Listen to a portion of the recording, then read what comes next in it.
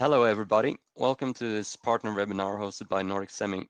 Today, we have invited our friends at Fractus Antennas, who's going to give you a more detailed presentation on the combined LTE-M, narrowband IoT, and GPS antenna that's on the Nordic Thingy 91, the Trio mXTEND antenna.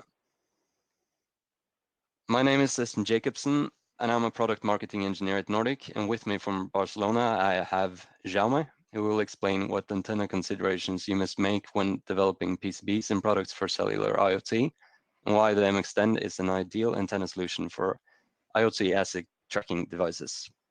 Jaume is a chief scientist and co-founder at Fractus Antennas, and he's won prestigious awards and has been granted more than 130 patents.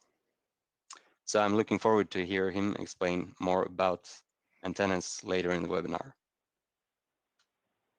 First, some practicalities. The duration of the webinar is approximately 45 minutes, and it's being recorded, and we will post it on our YouTube channel afterwards. We will have a presentation, after which we will have time for a Q&A session at the end.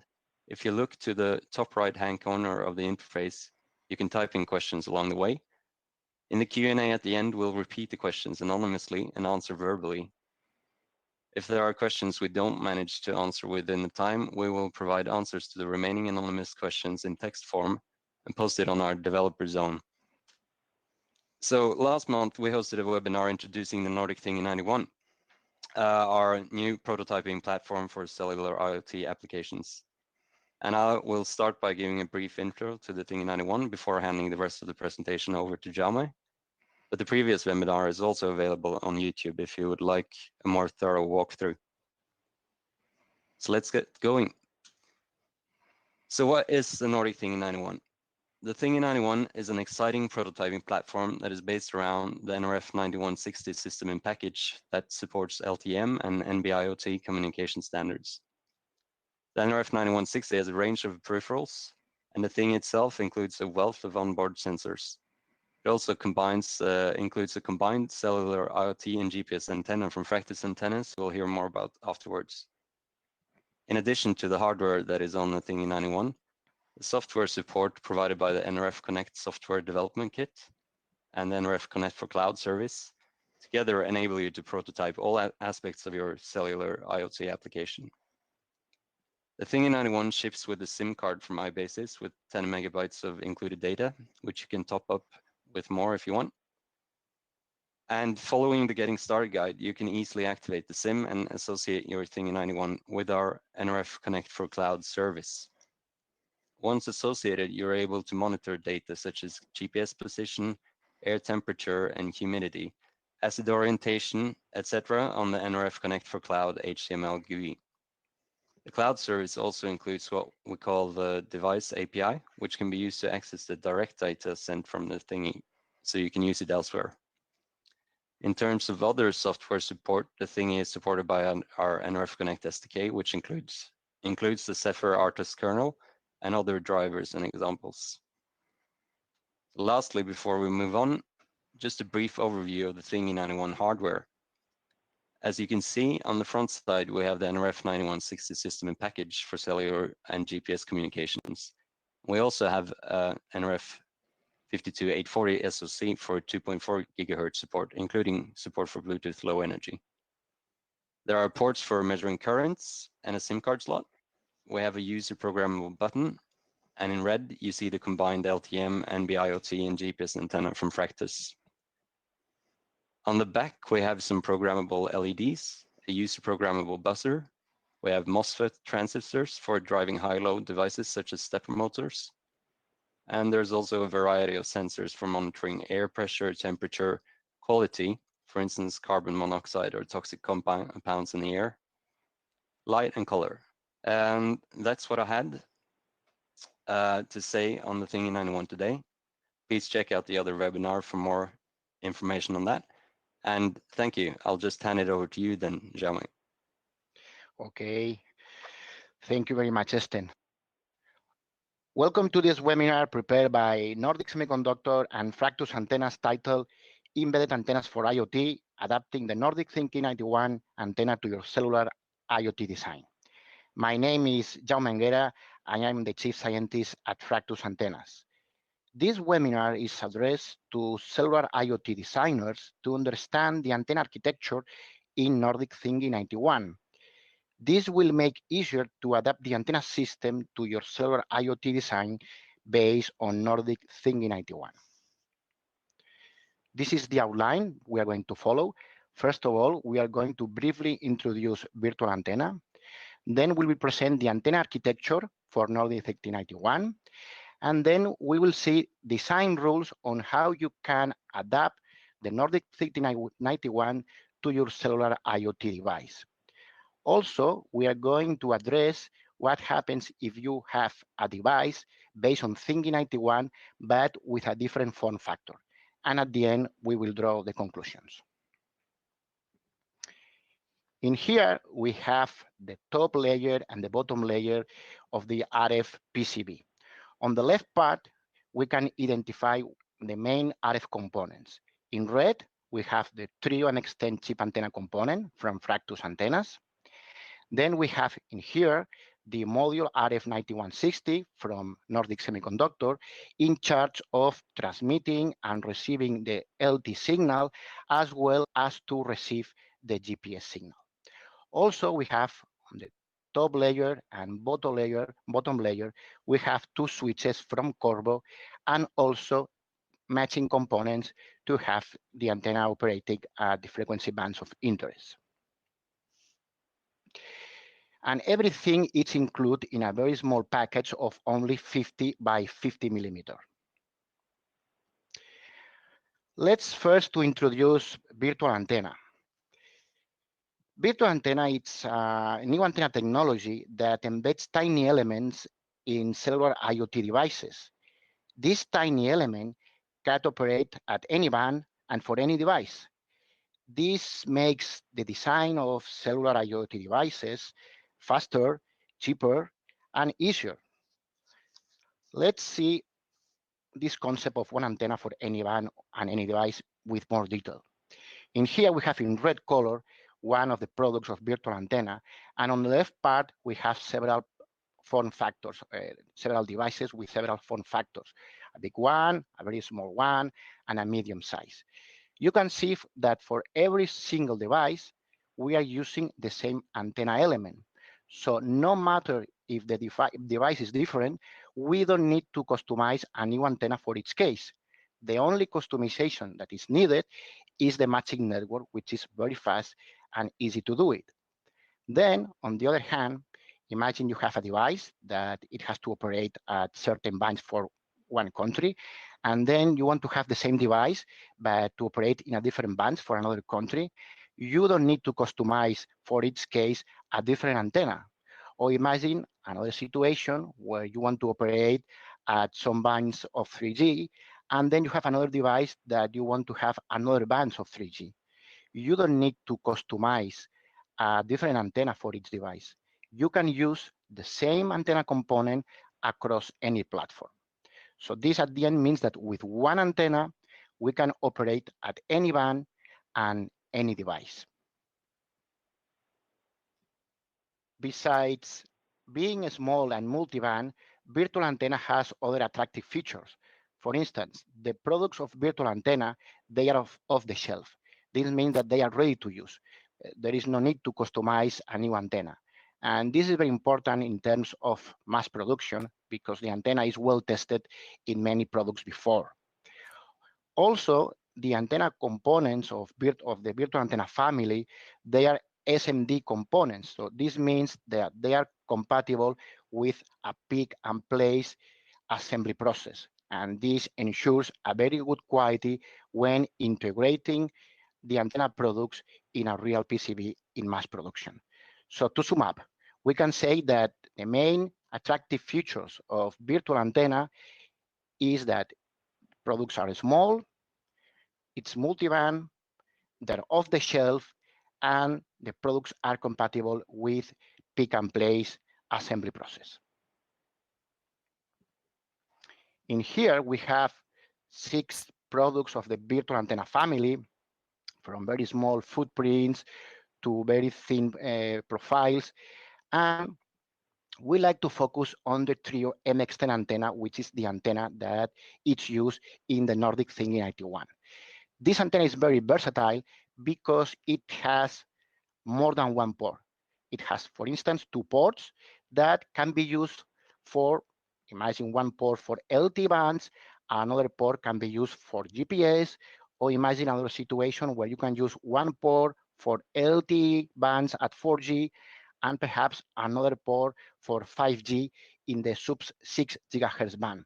So it's quite versatile. If you need more information about the different uses of the Trio mXTEND antenna component, please refer to our application notes at Fractus Antennas webpage, where you can get more information on how this antenna can be configured.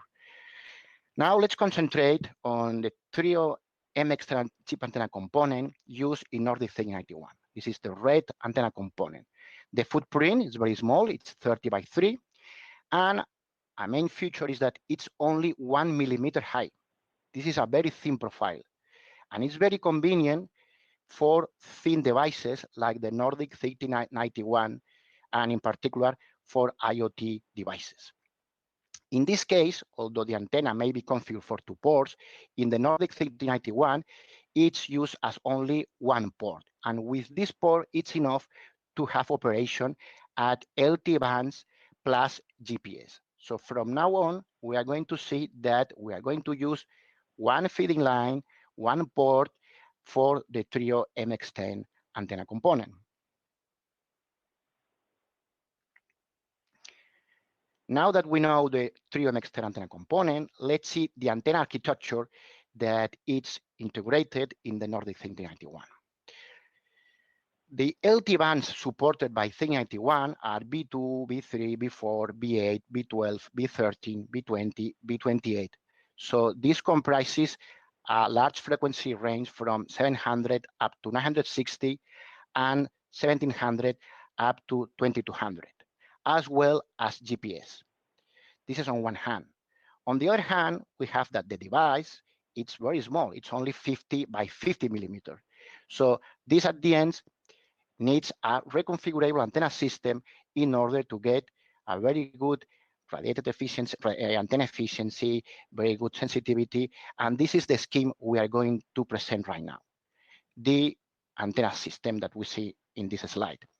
First of all, we have the module from Nordic, the RF9160, that it has two ports. One port that is the LTE for transmitting and receiving the LTE information. Then it has another port. It's in charge of receiving GPS. Then we have the two Corvo switches that they have 8 states. And these Corvo switches, they are controlled by interface GPI compatible by 3 control lines that are controlled by the Nordic RF9160 module. Then we have the bunch of matching circuits, the matching networks, as you can see here. And at the end, we have the Trio mXTEND. So how it works? Imagine the module needs to send information at the frequency band of 698 up to 748. So the states of the switch are connected to state, this is state number 1, for instance. So the signal goes this way and then reaches the antenna and eventually goes into space. In a similar way, now imagine we want to operate in another frequency band. Then we have another matching network that minimizes reflection. So all the signal is transmitted to the antenna on the other way around. All the signal that is received by the antenna, this frequency, it will be received by this line, and so on. In this case, you can see that the matching networks are useful to match at certain bands. In this case, there are 2 regions, one in the low bands of LTE, and as well as in some high bands, well, in the whole high band frequency region of LTE. So we have another signal, then the switches are controlled by the module, and so on.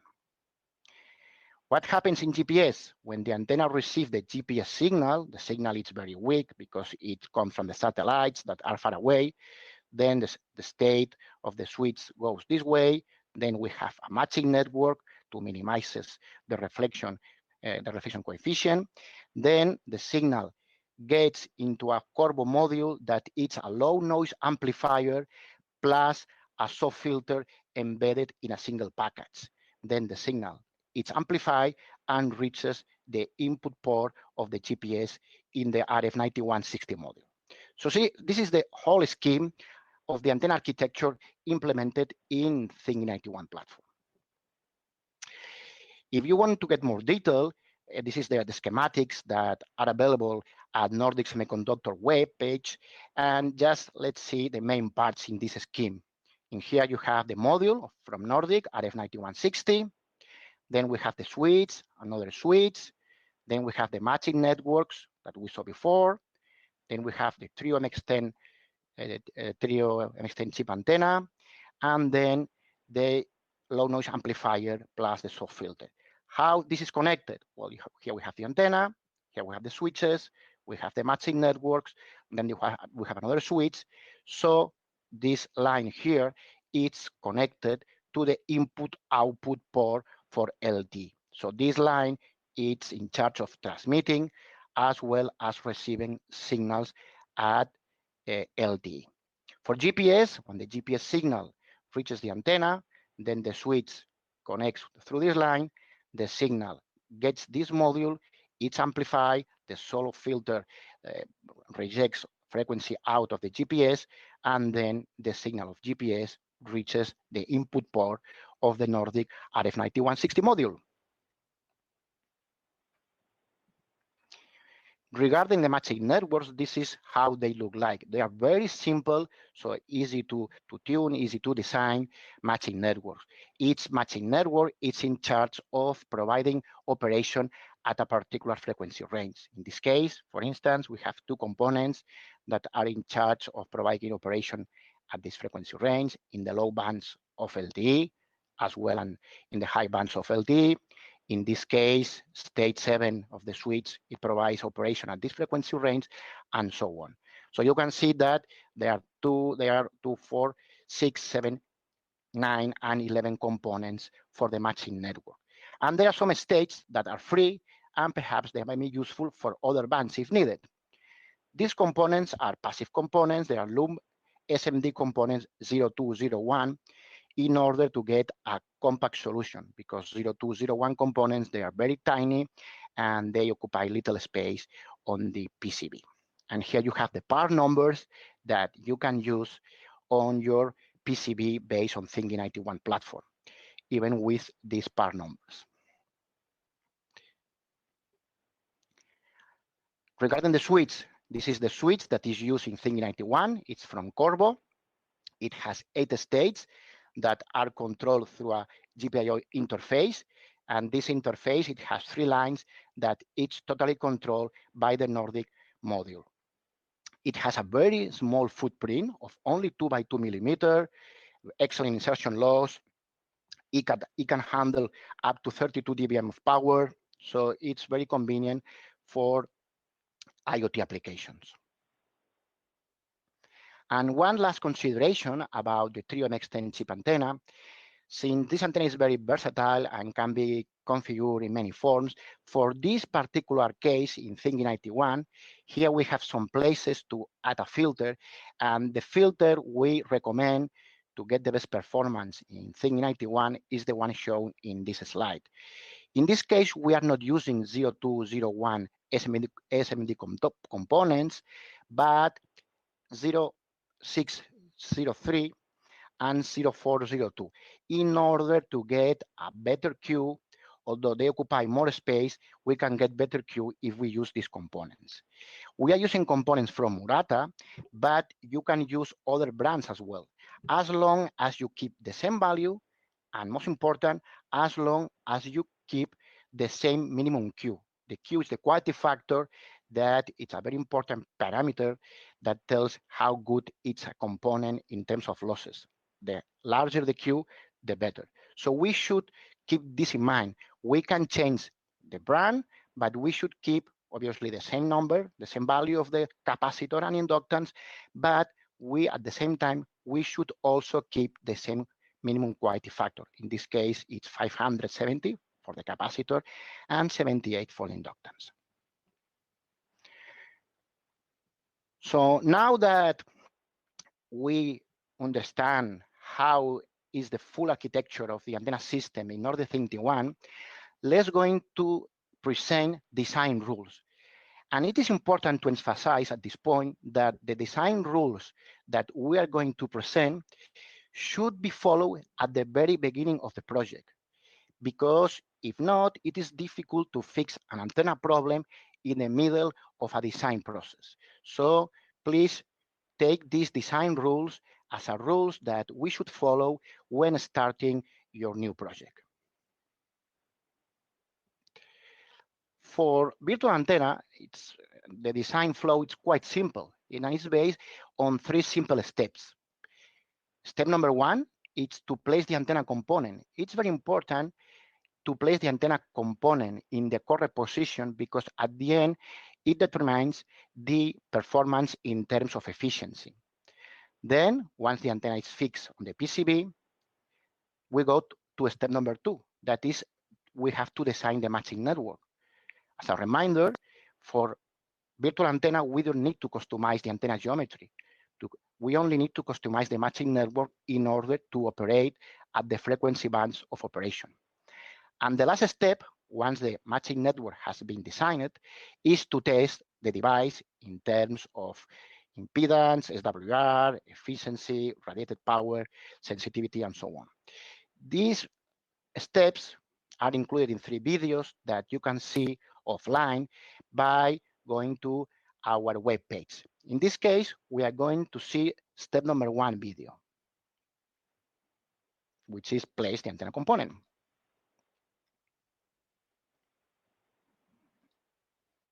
Step 1. Placing the antenna component. This is the fantastic device you're working on, and let's say it's a mobile device. The simpler, the better. First of all, pick one outer corner on the PCB. Better take the longest side. Perfect. Okay, let me guess. Your device is different in terms of shape. No problem. Here are some examples. Where would you place it in an IoT device? Yes. Cool. This tiny antenna component will need a clearance area in the ground plane layer, and also a keep-out space free of any metallic elements in all directions. Less than 5 millimeters could be too close. That's it. Now that you know the spot, let's mount it to the PCB. You'll only need a set of pads and a strip line from the antenna to the RF system. And ta-da! Easy, right? You're ready for step 2.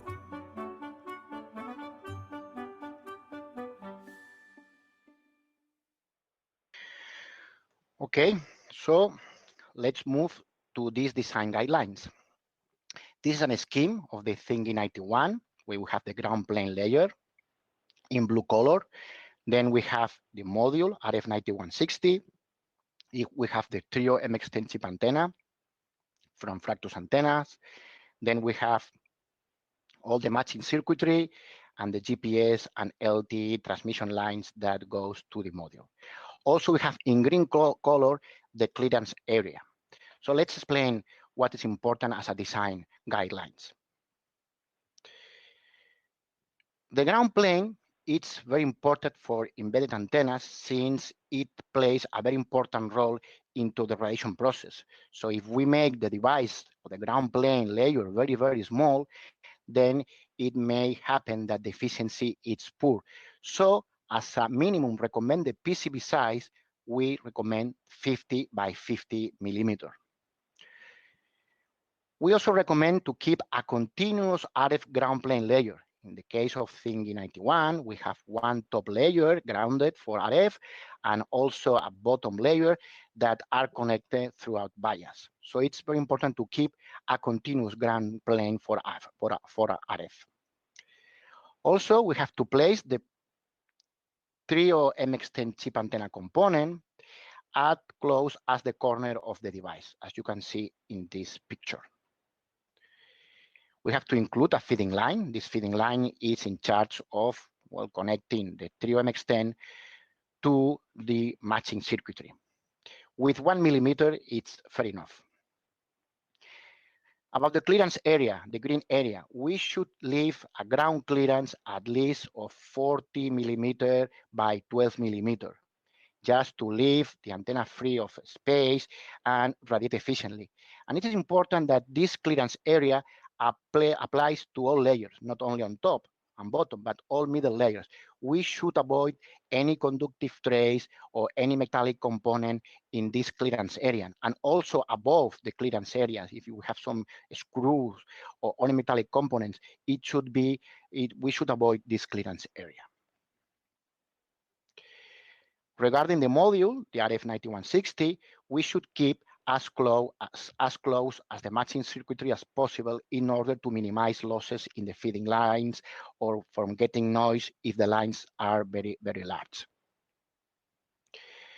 Regarding the matching circuitry, since the components are very small and are 0201 SMD components, we should include pads compatible with this type in order to include the capacitors and inductors in the matching circuitry. And finally, the transmission lines that connect the switch with the matching components and the last switch to the module, these transmission lines should be of 50 ohm of characteristic impedance. And it's important that these design guidelines, we have to emphasize one more time, that are very important, easy to follow, but they are very important to do it at the very beginning of a design, in the very beginning of a project, in order to get the best performance of the antenna and at the end of the device. Here you have other recommendation in case that your platform based on Nordic Thingy 91 is different than the size of the device in Thingy 91. This is the size of the Thingy 91, which is 50 by 50. But in case you are using other form factors like these ones, you can use the same antenna component, the trio mXTEND, and use the feeding line at the corner of the PCB. So it's important to place the antenna component at the corner of the PCB and feed also at the corner of the PCB. Although the antenna has two ports, as we mentioned before, in this case, we are using only one port. And with this port, we have enough to have operation at all bands of LTE as well as GPS. Well, besides recommended guidelines, we would like also to present some things that we shouldn't do, okay? For instance, clearance area. Try to avoid small clearance areas. Although the antenna footprint is small, we should leave some clearance area around the antenna in order to let the antenna radiate and receive in an efficient manner. Also, avoid traces, metallic traces around the clearance area. So this is something that we should not do. We should leave the clearance area that we recommended in the previous slide. The antenna placement, as we said before, it is very important to place the antenna component and do it at the corner of the PCB. Don't do it at the middle of the PCB as this figure shows. So this is something that we should not do. Also, the antenna feeding. In this case, the antenna is placed at the corner, but since the antenna has two ports, one may think, okay, let's feed the antenna through this port. Please don't use this port for the LTEs and GPS application. Do it at the corner of the PCB. So this is something that we should not do. Also, at the end, the module, the distance between the module and the matching circuitry should be as close as possible in order to minimize these transmission lines that connects the matching circuitry to the module. This one for GPS, another one for LTE. If we make the distance large, then these lines will introduce losses as well as they can get some noise, and this may affect the sensitivity. So this is something that we should not do. Some other guidelines that we recommend: the transmission lines that connect the feeding port here to the first switch. This is a view of the upper layer. This is a view of the bottom layer. It's not to scale, the same scale. In here we have the antenna. This is the feeding line. There is a via here that it's connected to this point, and then we have a transmission line. This is a transmission line that reaches the first switch. This first switch is in the bottom layer. From this switch, then we have all the matching circuitry and other transmission lines that go to the switch that is in the upper layer. And from this switch, then we have two transmission lines, one that goes to the LTE input-output port of the RF9160 module, and another transmission line that goes to the LNA and soft filter, and then this transmission line that goes for the GPS input port. So it's important that all these transmission lines should have a 50 ohm characteristic impedance. And it's also good to emphasize that, as you can see in these plots, to include bias along the transmission lines. This is important to ensure that not noise is coming through the lines, and we can get noise coming into the input ports of the module. So it is important to have, as you can see here, bias close to the grounding of the feeding lines. Here you have also these three lines. These three lines are the control digital lines to change the state of the switch. These lines should not be necessarily 50 ohms, so we don't have to take care about if they are 50 or not. Here we have another perspective, another view of this transmission line. We have the antenna, then we have a transmission line that is underneath. We have one switch, the matching components, then on the bottom layer, then we have another switch, and then we have one transmission line that goes for LTE, and then we have another transmission line that goes to the low noise amplifier plus SAW filter, and eventually goes here, which is the GPS input port. You can see all these lines should be 50 ohm transmission lines. What is important is, well, how can I design these lines to be 50 ohms? You can design these lines throughout the National Instruments AWR software TX line calculator, which is a free and interactive calculator for the analysis and synthesis of transmission line structures. For instance, you can see here, we have a transmission line with a signal in here, grounding on one side, grounding on the other side, and sometimes also grounding underneath. So this is what is called a coplanar wave ground. So you can see this is the signal. So this line here will be this line here. Then we have grounding on the left, grounding on the right. So this will be grounding on the left, grounding on the right, and also grounding underneath. That will be this grounding. So depending on the width of the signal trace, the gap between the signal trace and the groundings, and the height of the substrate, and the distance between the signal line and the bottom layer, just underneath the signal layer, this determines the characteristic impedance. So it's quite straightforward to use this software to calculate which is the width, the gap that I have to use in order to get my 50 ohm characteristic impedance of my transmission lines. And this should be done in order to minimize reflections through the different stages of the antenna architecture. More design guidelines, it's about inductors and capacitors. It is something else besides the value of an else and C that we need to know? Yes, the answer is yes. The Q, the quality factor, matters. And as a rule of thumb, the largest the quality factor is, the better. If a component like an inductor or a capacitor has a low Q, it may introduce losses. So at the end, this reflects that the antenna efficiency will be low. So let's see at this picture. We have frequency, we have quality factor, and we have, for a same inductance value, several part numbers. Every single part number provides the same inductance value, but not all of them provide the same quality factor. You can see that there is a light blue here, and there is a brown color here with different part numbers. In this case, this one in the frequency range of interest, 1 giga, 2 giga, and so on, the quality factor is about 50 up to 65. However, for the blue line, it's below 30. So the question is, which component I should choose? We should choose the brown component because it has the largest Q. In this case, you can see several brands, several part numbers, LQP, LQP, and LQW from Murata. In this case, the best value for this 0201 inductance is the LQW.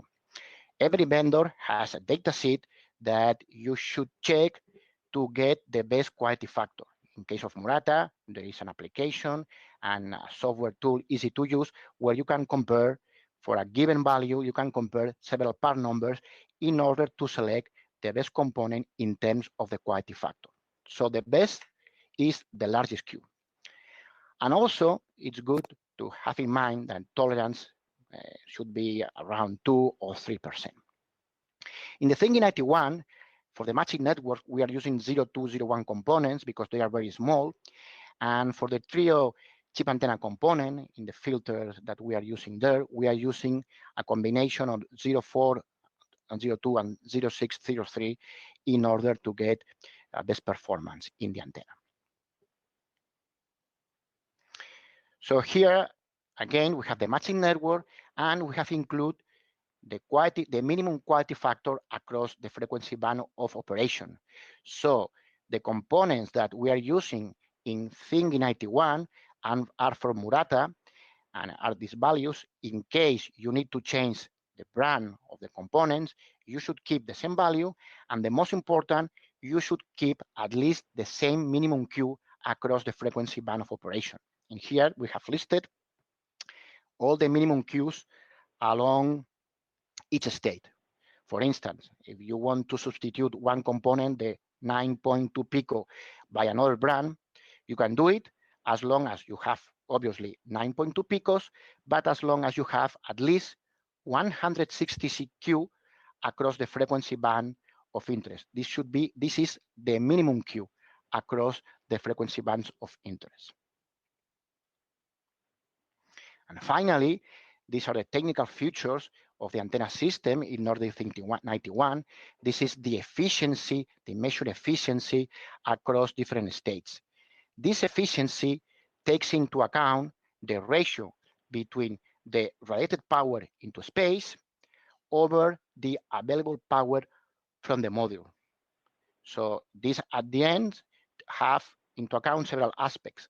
How well is your system matched, and how well is the matching network in terms of losses. And this is a very important parameter when testing antenna system because it's related to the radiated power. And at the end, it's related to the total radiated power into space, which is very useful to certify your device. And this is something to test the antenna efficiency. It's something that should be tested in an anechoic chamber to do the test across all the frequency bands of interest.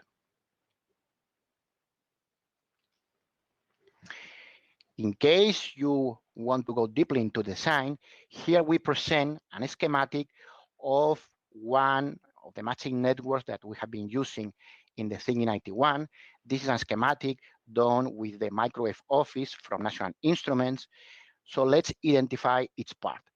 We have a library of the trio mXTEND component that it's available in our web page. This library, it's the S parameter of a simulation of the trio mXTEND in a particular ground plane. In this case, we have the S parameter of the trio mXTEND in the same ground plane used in the Nordic Thingy 91. You can see here with number 1, 2, 3, 4, and 5.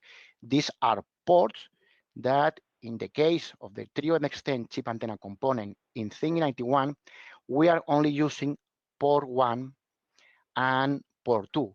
The port 1 is the feeding, and port 2 is used for filtering purposes. So port 3, 4, and 5, as you can see here in this slide, they are not connected.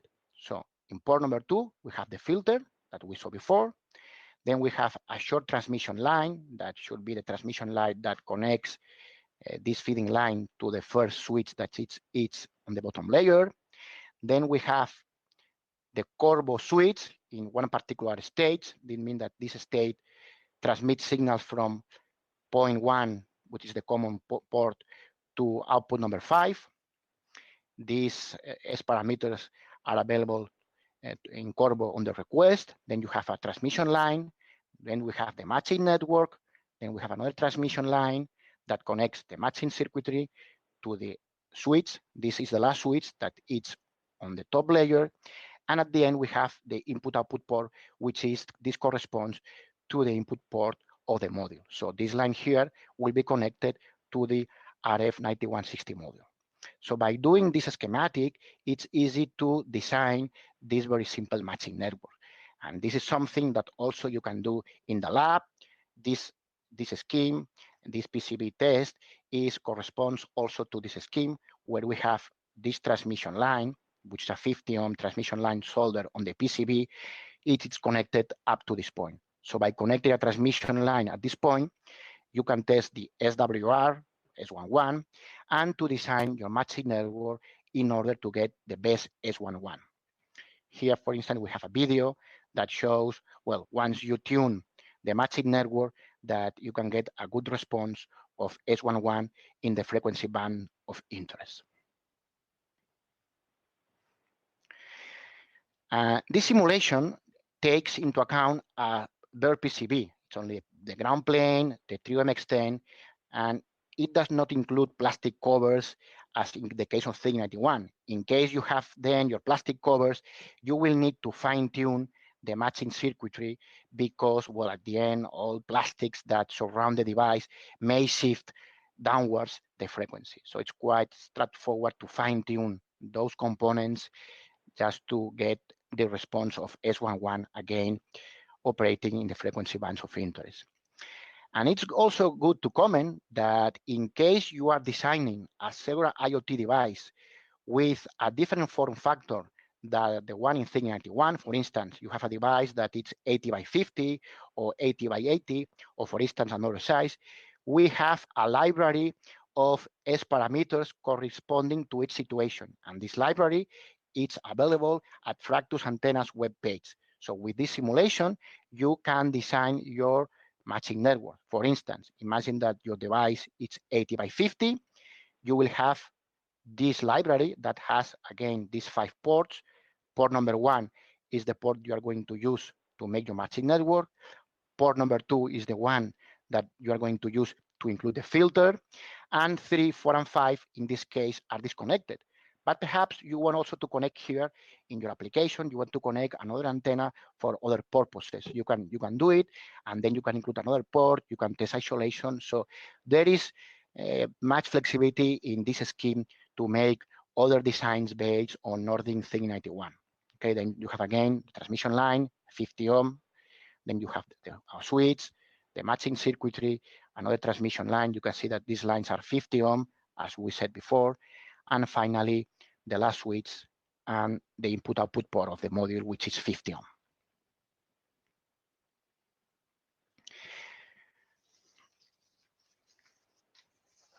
Well, now that you are familiar with virtual antenna technology, if you need any other help for the antenna design on a Nordic Thingy-based product, use our wireless fast track service.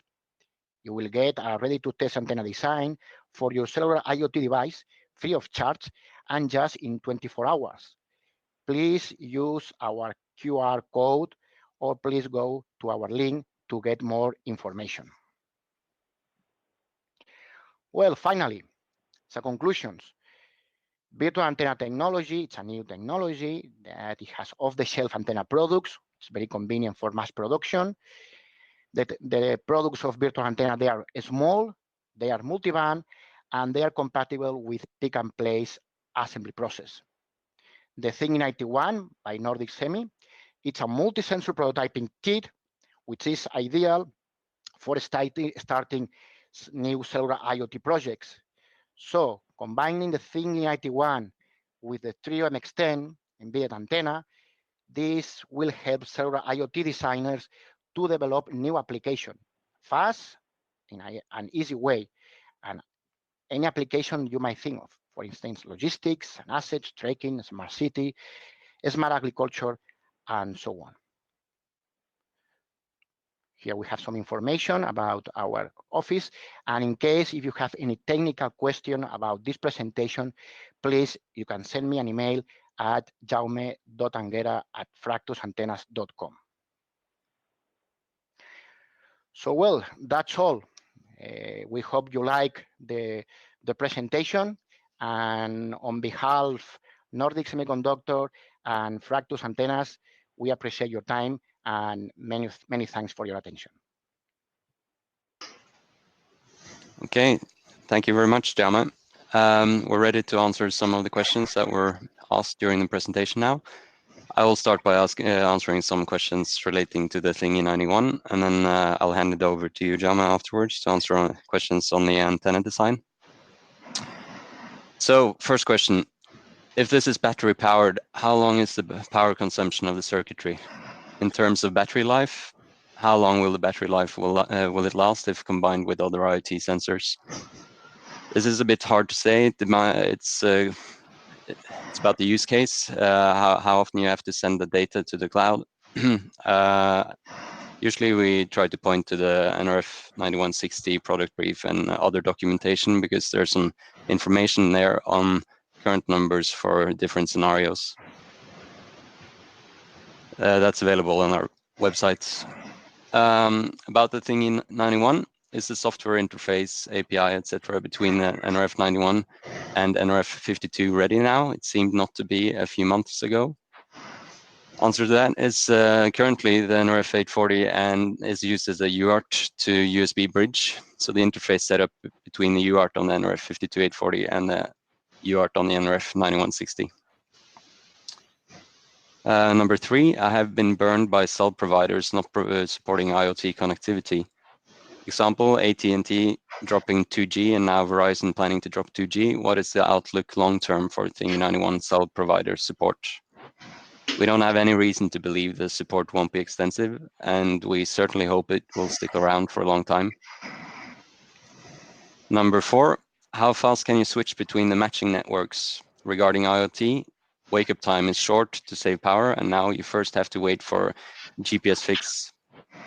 And this is controlled by the modem firmware, and the switches themselves, they state switching speed to microseconds. So how fast you switch between the LTE link and the GPS positioning, it's determined by the modem firmware. Number 5, what are the recommendations for switching between cellular and GPS bands? How fast should it be done? We need to be registered in cellular network, and at the same time, we need to receive GPS signal to have valid positioning. Yeah, so this switching should be invisible from the application side and is a part of the modem firmware. So the application needs to send the command to the modem, and GPS positioning will then be done while the LTE link is in PSM mode. For more information on questions like that, I refer you to asking questions on DevZone, where technical support will be able to answer in more detail. So, Jaume, do you have any answers for the other questions? Okay, thank you, Esten.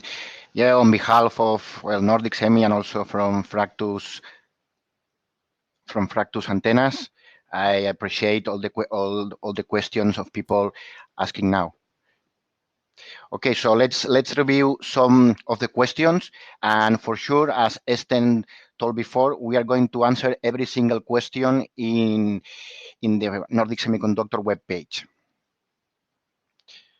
Okay, so first question is, what is the smallest size of the embedded antenna that can be embedded? Well, if this is a very good question.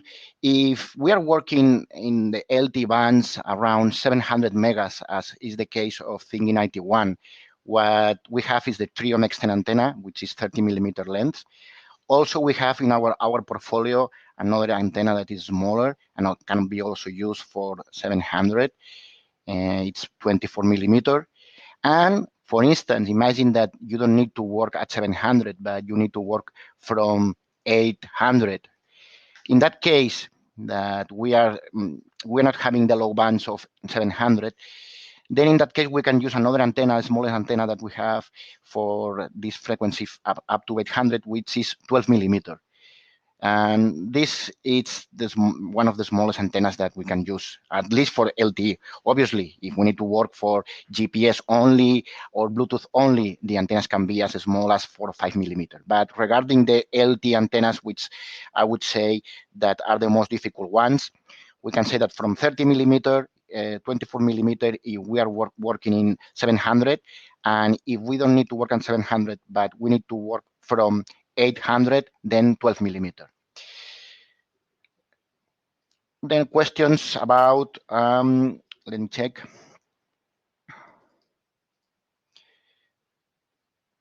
Okay.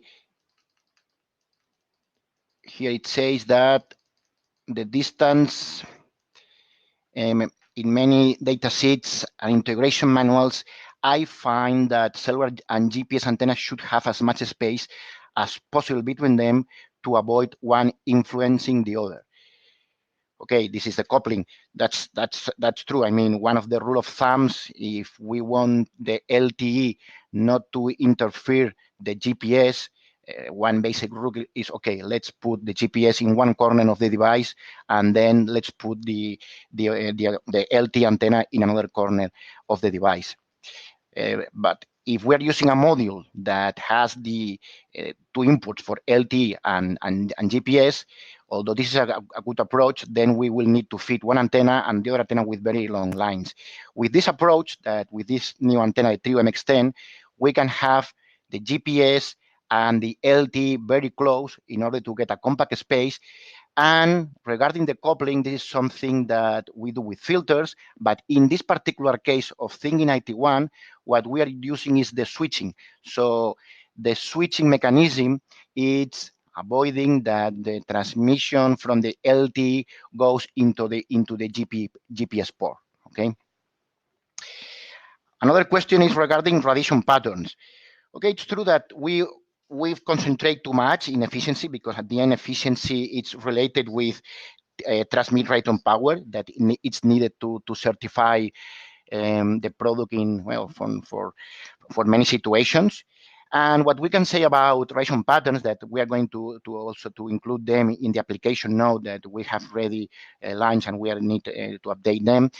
What we can say is that the radiation patterns are quite omnidirectional with very low directivity. Directivities are about 2, 3, 4, 5 dBs, which is the recommended kind of radiation pattern for this kind of mobile environment where you don't know where the signal is coming from. So this is not a very directive solution. It's a solution that directivity is very suitable to be in a mobile scenario. Another question is regarding the design of the antenna in terms of placement. Let me check. Okay, why we should avoid the feeding of the antenna from the center of the PCB. This is a recommended rule that we should try always to feed the antenna from the corners of the device as a rule of thumb. And the reason is that those positions of the corners of the device, of the ground plane, will help to get better bandwidth. In case you put in the middle of the PCB, then the bandwidth may be smaller. And this does not mean that you cannot feed the antenna from the middle. Imagine that you have a narrow band application for GPS or Bluetooth. This can be done. But for a multi-band, like the LT solution that we have in mind, or we have working with this thing in 91, the best position that we recommend always is to feed the antenna from the corner of the ground plane. Then more questions. They says that, well, the ground plane has to be as big as a PIFA. Well, at the end, any kind of embed antenna, no matter if it's a PIFA, whatever, the ground plane plays an important role. That's the reason why we include in this presentation the scheme, the full scheme, in case you are working with a different platform, all the scheme you need to do in order to modify the matching network. It's true that the ground plane affects all the embedded antennas in terms of frequency system of the impedance. So then you need to adjust the impedance. And so that's the reason that you have in this presentation the scheme. And since the matching networks are very easy, it's quite straightforward just to optimize the matching network to get the best performance. Also to comment that the library that we were mentioning in this report is related with this kind of question. So imagine that you have in mind a device that is not the one we have here. So imagine you have in mind a new project and you want to know from scratch if this going to work or not. What we recommend is to use that library. That library has a bunch of different platforms, different sizes. So the most likely is that you will find a platform that is very close to your dimensions. And then you can use that file, that S parameter data, to make the design that we propose here and test if the matching network can obtain the good bandwidth. In case you are interested in that and your device has a platform size completely different than the ones reported in our library, please, you can send an email and we can think about to include a new library with a form factor as you have in mind. That will be appreciated if you can do it. Well, there are also some questions that I think they're not technical, are about if this presentation and questions will be answered offline. Yes, I think, Esten, that the PDF as well as the video will be posted in the Nordic Semi webpage, as well as every single question that we cannot address right now. Every single question will be carefully addressed at the offline at the Nordic Semi webpage. And this, I think, well, let me finalize with one more question. Although there are very interesting questions, what about the human body? Well, the human body affects every single antenna system as close to the human body. Then the efficiency decreases as a rule of thumb. For instance, at LT bands 700, 800, and so on. If the device is touching and in very close position, we can estimate roughly that there is a up to 10 dB attenuation. Obviously, the more space you have, then this attenuation decreases. Okay. In case you are dealing with a device that has the human body in close position and you are involved in that design, please, you can use our wireless fast track service that we can help you in knowing if it is critical and giving you guidelines so we can support you at the very beginning of a project. So you have the link and the QR code on how you can address and how we can support in your project. So I think, Esten, that we have many questions. And we promise that we are going to carefully answer all the questions. And so every single question will be posted in the web page. We appreciate all the questions from all around the world, and we hope the presentation like it. And on behalf of Nordic Semi and also from all the Fractus Antennas team that has been involved in this presentation, we appreciate all the people attending this conference, this webinar. So thank you very everybody. much. Okay. Thank you very much, Jaume. I have time for a couple more questions on the Thingy 91 before we end the webinar. So one more, is there a Bluetooth Low Energy interface on Thingy 91? Yes, but it's currently not used by the default firmware, but this can be enabled by firmware updates. And then there's a question on the GNSS part of the NRF 9160. Is it capable to receive all satellites like GLONASS, GPS, Galileo, etc.? Nope, this is GPS only. I refer you to the NRF 9160 product specification. And number 8, we want to put LTE and GPS in sleep and restart in intervals to save battery. How much time will it take to settle again after wake up? Well, the LTE link is in sleep is in the power save mode or PSM mode. It's a bit carrier specific for wake up there. GPS fix is very variable depending on how many satellites you have connection to, etc. And what's patented on this board or antenna? From Nordic Semi side, I can say that we haven't patented anything on the Thingy 91 board. Yeah,